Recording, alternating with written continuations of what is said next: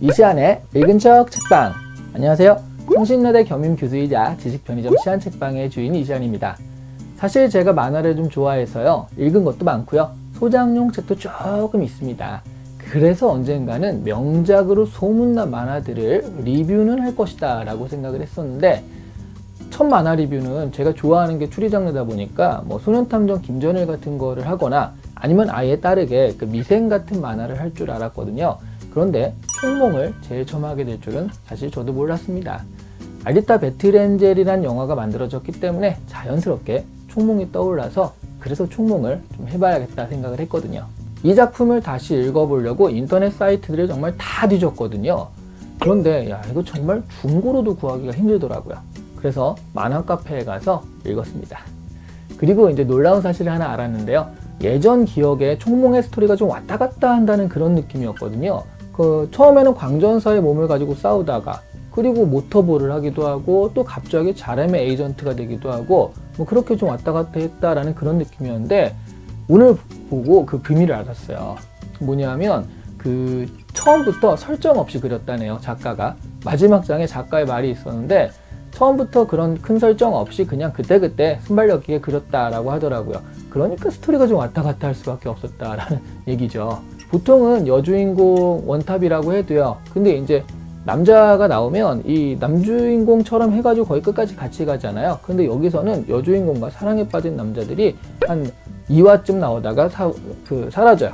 죽기도 하고 기억도 잃고 그냥 주스토리에 사라지는 경우도 있고 해가지고 정말 온전히 여주인공 원탑인 만화라고 할 수가 있더라고요. 아마 영화에서도 이 다양한 스토리들을 다 담지 못할 거고요, 앞에 부분 위주로 나올 것 같더라고요. 총몽 만화에서 여주인공의 이름은 가을리입니다. 알리타라는 이름은요, 나중에 가을리가 정신의 방 같은 곳에 갇혀서 기억을 재구성하는 트릭에 빠지게 되는데요, 그때 전사의 기억을 없애기 위해 스토리를 주입받게 되는데, 그때 이름이 알리타였어요. 그 전사인 갈리로서는 워너비일 뿐이지 결코 가질 수 없는 평범한 일상을 상징하는 것이 알리타라는 이름인 거죠. 하지만 이 만화를 좀 동양을 벗어나서 전 세계적인 스토리로 만들기 위해서 영화에서는 설정과 이름을 좀 바꿨다고 하는데, 그런 과정에서 타이틀도 알리타가 된 것 같습니다. 총몽을 정리하는 것은 쉽지 않은 일입니다. 작가가 이 만화를 어떤 일관된 설정하에서 그린 것이 아니라서 더욱 그런데요. 하지만 이 만화를 관통하고 있는 주제가 있다면 바로 인간이란 무엇인가, 또는 인간성이란 무엇인가에 대한 문제 같습니다. 주인공인 갈리는요, 만화 내내 계속 이제 자문을 해요. 난 누구인가? 또 난 무엇 위해 싸우는가? 뭐 이런 식의 질문을 계속 던지는데요. 화나고 슬픈 일이 있을 때는 머리가 하얗게 될 때까지 싸우고 죽이는 일을 합니다. 그러면 살아있는 것을 느낀다라고 하는데요. 그러니까 저 사람을 죽여야 된다라기보다는 자신의 살아있음, 자신을 위해 싸운다라고 표현을 해요.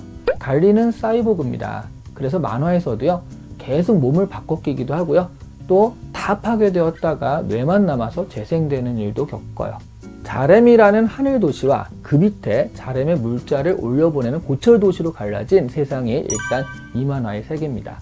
자렘 위에 또 우주까지 있긴 한데요, 사실 이 만화는 뒤로 가면서 무언가 급하게 좀 마무리된 감이 있거든요. 그래서 이 설정을 잘 살리지는 못했습니다. 그게 작가의 건강 문제 때문이었다라는 말도 있고요, 아니면 편집과의 갈등 때문이었다는 말도 있는데, 어쨌든 간에 이 책은 총몽은 9권까지만 나오고 마무리가 되었고요. 나중에 2부에 해당하는 총몽 라스트 오더가 나오긴 했는데, 근데 이게 좀 스토리가 산으로 가버려요. 제일 많이 하는 말이 드래곤볼의 천하제일 무도대에 갔다라는 말을 많이 하는데, 그래서 그 2부는 크게 인정받지 못하는 추세죠. 총몽에서 고철 도시는 인간의 뇌만 있으면요, 나머지는 얼마든지 사이보그로 대체될 수 있는 그런 세상이에요. 그러니까 뇌 이외에는 다 기계죠.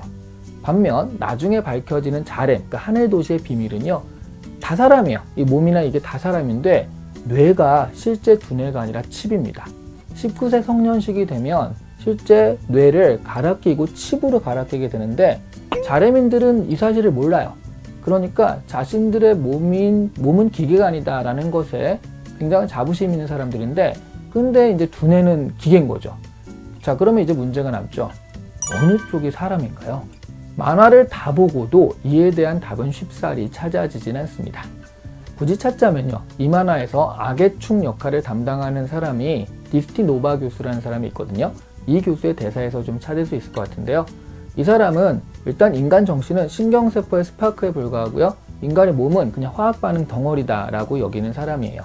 그러니까 신이 없는 세계인 건데요, 이런 세계에 살아가면서 악을 지향해도 또 선을 지향해도 뭐 어느 것도 상관없다라고 합니다. 하지만 죽어버리면 그 어떤 것도 할 수 없으니까 자신의 카르마, 그러니까 업보인데 업보를 극복하기 위해서는 일단 무조건 살아있어야 한다라고 이야기를 하는 거예요. 그래야 행동을 하는 것이고요. 행동이 있어야 인생이 있는 거니까요. 아마 이런 이야기인 것 같습니다. 기계 몸에 인간의 뇌인가, 인간의 몸에 기계적인 뇌인가, 이런 것이 중요한 것이 아니라 사람다운 행동을 해야 사람이라는 것이 아닐까요? 행동에는 의지가 있죠. 의지와 그에 따른 행동, 그런 것들이 사람다운 것을 구성하는 것이지, 몸이 무엇으로 되어 있는가, 어떤 업보를 타고났는가, 그런 문제는 후에 나오는 부차적인 문제라는 거예요. 총목 만화에서는 정확하게 밝혀지진 않지만 살짝 암시되는 갈리의 과거를 보면 타고난 전사예요. 그런데 갈리는 죽음의 천사라는 그녀의 타고난 업에 맞지 않게 굉장히 인간적인 의지를 가지고 그에 맞는 행동들을 합니다. 일단 움직이는 동기가, 싸우는 동기가 사랑하는 사람들을 위해서예요. 그런 것들이 결국 인간으로서의 정체성을 구성하는 것이 아닐까 해요. 싸우는 기계인 갈리는요, 배틀엔젤이죠. 그런데 이 만화에서는 가장 인간적인 모습을 가진 사람이기도 합니다. 이 만화는요, 후대 문학에 엄청난 영향을 주는데요, 많은 헐리우드 영화들이, 그리고 헐리우드 감독들이 이 만화에 영향을 많이 받습니다. 하늘도시와 비참한 지상이라는 어떤 이분법, 그리고 디스토피아적인 미래도 그렇고요. 잘된 미래를 우리가 유토피아라고 하고, 좀 암울한 미래를 디스토피아라고 하거든요. 그리고 뇌만 사람인 사이보그, 그러니까 몸을 막 갈아 끼는 이런 사이보그라는 이 과학적인 설정도 그렇고요. 심지어 웨딩드레스를 입고 싸우는 배틀엔젤 같은 그런 모습은 우리 영화인 암살에서도 재현된 적이 있거든요. 사이버펑크 혹은 디스토피아적인 세계 이야기를 담은 일본의 3대 SF 만화가 첫 번째 공각기동대, 그리고 두 번째 아키라, 그리고 세 번째 총몽입니다. 대부분 이런 만화들의 실사판은요, 거의 원작의 그늘에 가려 망작이 되는 경향이 있는데요, 알타, 배틀엔젤은 안 그렇기를 바랍니다. 오늘 이 시간에 읽은 척 책방은 최초로 만화를 다뤄보았습니다.